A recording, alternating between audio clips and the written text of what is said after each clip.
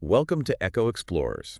Ready for a deep dive? Always. Today we're looking at a really cool piece of Ethiopian history. Oh, yeah. Not just about airplanes, but about ambition, Right. national pride, and, a nation's journey to the skies. Literally reaching for the stars. Exactly. Yeah, We're no. talking about Tsehay, the Mhm. very first airplane built in Ethiopia. Wow, way back in 1935. Yep, 1935. And we'll even touch on its modern-day counterpart. Tsehay 2.0. That's the one. It's like looking at two bookends, Almost a century apart. showing how Ethiopia has, always aimed high. Always pushing the limits. So where do we start? Okay, so picture this. 1935, most of the world is still flying those old-school biplanes. Two sets wings. Yeah, I get it. But Ethiopia, they decide to build a monoplane. Single wing. Sleek, modern. They call it Tsehay. Even the name sounds modern. Right, what a statement. Back then, building your own plane, that was like announcing to the world, hey, we're here, we're innovative, we're reaching for the future. And they didn't just, cobble something together. Yeah. They brought in a German engineer, Ludwig Weber. This guy later became a famous car designer. So you know they meant business. And here's another interesting tidbit. The plane was named after Emperor Haile Selassie's daughter. Princess Tsehay. Yep. Adds a whole other layer to it, don't you think? Definitely. It's not just a symbol of national progress, but also a father's pride in his daughter. A personal touch. Exactly. Okay, so we've got this amazing story, this symbol of hope and progress taking flight. And then, history throws a curveball. The Italian invasion of 1935. A dark period. What happened to Tsehay during all of that? Well, sadly, Tsehay only flew for about 30 hours before the invasion forced them to abandon it. And then later, it was taken to Italy, basically as a war trophy. So even though there was a peace treaty in 1947, Right. saying Italy had to return stuff they took, Yeah. they kept Tsehay. Unfortunately. You see, sometimes even with treaties, the return of cultural artifacts can be a very long and difficult process. And Tsehay wasn't just some random object, right? It held so much meaning for Ethiopia. Their aspirations, their dreams. Their spirit. It's heartbreaking. It really is. It'd be like, I don't know, someone taking a piece of your family history and saying, nope, it's mine now. And for almost 90 years. Wait, 90 years. Didn't Tsehay eventually return to Ethiopia? You're right. Finally, in 2024, it came home. Wow, what a moment that must have been. It was a powerful symbol of justice, of reclaiming their history. I can only imagine. But hey, now there's a Tsehay 2.0. Now that's where things get really interesting. Right. This new aircraft, developed entirely in Ethiopia, it shows just how far they've come in terms of, everything. Technology, self-reliance, it really highlights their commitment to innovation. At first, everyone thought it was a fighter jet, right? Oh, yeah, all those pictures floating around. People were jumping to conclusions. Makes sense. So what is it? Tsehay 2.0 is designed for intelligence, surveillance, and reconnaissance, or ISR. So less about firepower, more about brain power. Gathering information, understanding what's happening, it's strategic. Given everything going on in the Horn of Africa. Absolutely. It's about being proactive, not just reactive. Smart move. So it's like a high-tech eye in the sky. Maybe monitoring borders, helping with disaster relief. Exactly. It has a lot of potential applications. Impressive. But, whenever a nation makes a big technological leap like this, there are always those who doubt. Of course. Some folks question if Ethiopia has the resources, the expertise, and it's understandable. Developing new tech is never easy. Especially advanced technology. Exactly. And then there's always the question of, could those resources be used somewhere else, like education, healthcare? The classic dilemma. It's a tough balancing act. But I gotta say, the ambition is inspiring. Oh, absolutely. Even with the skeptics, the fact that they're doing this, it sends a powerful message. To the world, but also to their own people. A message of possibility. So here we are, two aircraft almost a century apart, both named Tsehay. One, a symbol of early ambition lost and then found. Like a phoenix rising. And the other, a symbol of modern progress. Self-reliance. It's a powerful story. But what's the real takeaway? Well, for one, it tells the story of Ethiopia's relationship with technology, how it's evolved. From Tsehay, this early effort to embrace modernity, to Tsehay 2.0, this more mature, more self-assured approach to development. and let's not forget about national pride. Right, the importance of reclaiming your history, your heritage. Getting the original Tsehay back wasn't just about an airplane. It was about restoring a piece of their soul. Exactly. And then there's the message it sends to younger generations. Yeah, like look what we can achieve. Inspiration, a beacon of possibility. Now, I know we've been talking big picture stuff, Yeah. but I'm also curious about the planes themselves. Like, what made the original Tsehay so special? Well, remember, this was the 1930s.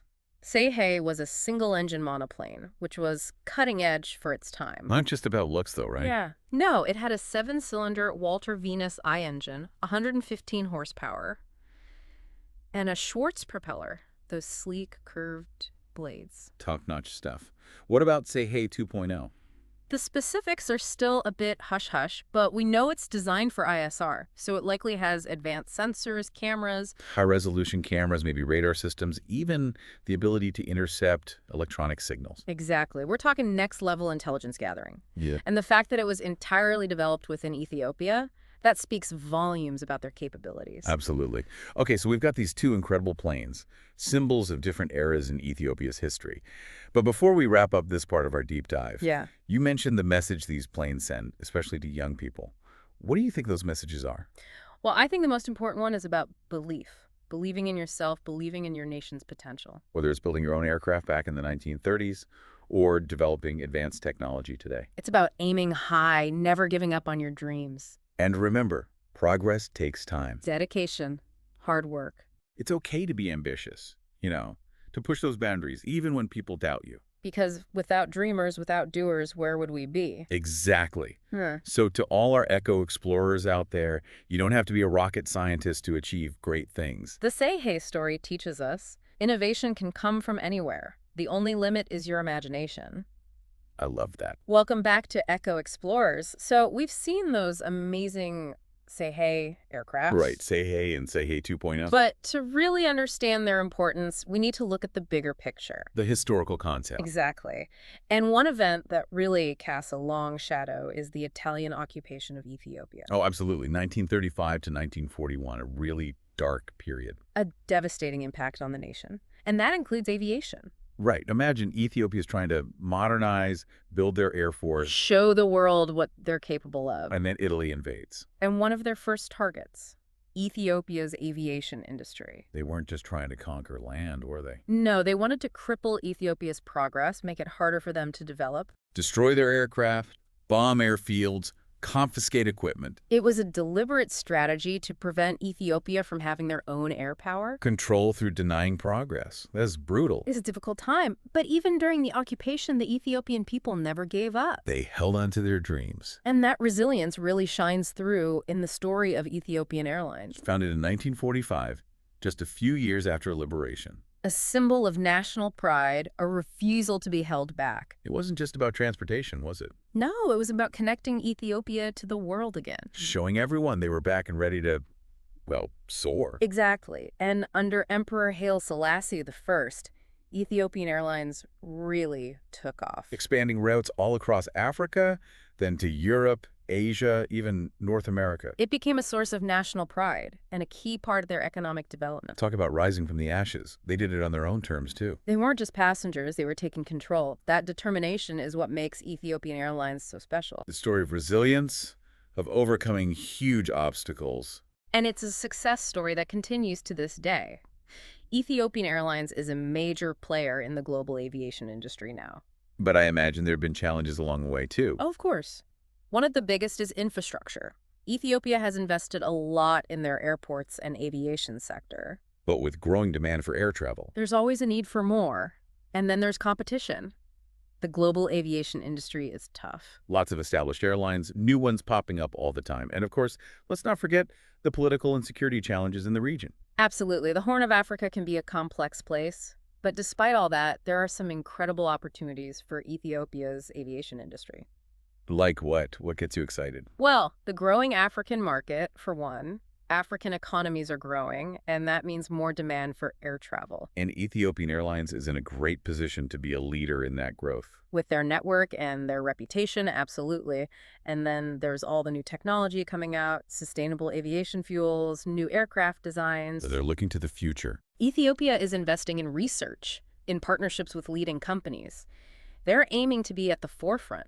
Speaking of which, we can't forget Tsehay 2.0. Right. That domestically developed ISR aircraft, it's a real game changer. It's definitely made people take notice. It shows Ethiopia's commitment to self-reliance, their ambition in regional security. Bold move. It's sparked a lot of debate, too, of course. I can imagine. Some see it as a symbol of progress. While others question the cost. Could those resources be used elsewhere? It's a difficult balance, ambition versus immediate needs. There are no easy answers. But even with all the debate, Tsehay 2.0 is a statement. A statement that says, we're not just consumers of technology, we're creators. Exactly. It's a message to the world, to their own people. Especially the younger generation. A message of possibility, of what can be achieved. It's an inspiration. Welcome back to Echo Explorers. We've covered a lot of ground with these Tsehay aircraft. From the technical stuff to all the twists and turns of Ethiopian aviation history. But now I kind of want to get philosophical. Oh, okay. What do these planes, these symbols tell us about Ethiopia? Their place in the world. I think each Tsehay is like a snapshot in time. Okay. The original one, back in the 1930s, it shows a nation that's eager to embrace the future. Not just keeping up, but leading the way. Exactly. And then when it was stolen during the occupation, that becomes a symbol of their resilience. Like, you can't erase us. Right.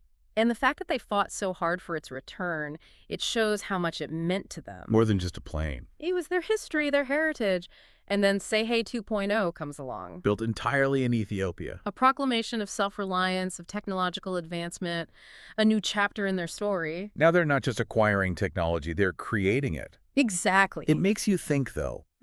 How many other countries have pieces of their history scattered around the world, taken during colonial times? It's a sad reality, and the Tsehay story, it makes us ask some tough questions.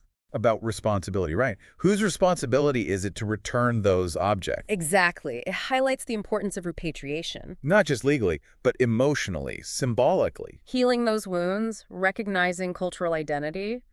Can you imagine what it must have been like for Ethiopia when that plane finally landed back home? After 90 years. The sense of history, the closure, the national pride, it must have been incredible. It sets an example for other nations, too.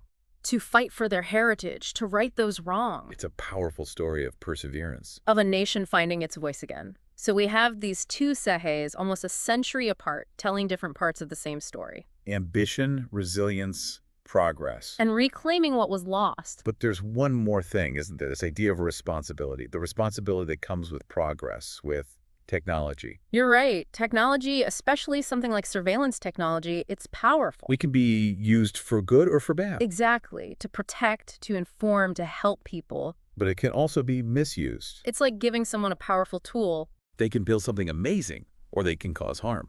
And that's what makes Tsehay 2.0 so interesting. It's not just about the tech itself. It's about the choices they make with it. How they use it, who benefits, who might be harmed. It's a reminder that progress isn't just about inventing new things. It's about using them ethically or responsibly. Thinking about the consequences. Having those tough conversations. And the Tsehay narrative, it pushes us to do just that. To think critically about these issues. Because it's not just an Ethiopian story, it's a global one. It affects all of us. We all have a responsibility to make sure technology serves humanity. And not the other way around. Well said. Well, Echo Explorers, it's been quite a journey. We've explored a lot, from the technical details of these aircraft to the history and the ethical considerations. A real deep dive. Yeah. But we've only scratched the surface. The Tsehay story has so much more to offer, so many layers to uncover. National identity, cultural heritage, technological ambition. It's about the choices we make as individuals, as nations. If you're interested in learning more, keep exploring. Research Ethiopian history, aviation, the ethics of technology. There's a whole world out there waiting to be discovered. We hope this has inspired you to think differently, to see things from a new perspective. Remember, never stop aiming high. Like those who built and flew the Tsehays. Push the boundaries of what's possible. We'd love to hear your thoughts, so leave a comment below. What resonated with you? What questions do you still have? Thanks for joining us on this deep dive into the world of Tsehay. Don't forget to like, subscribe, and share this episode with your friends. Until next time, keep exploring.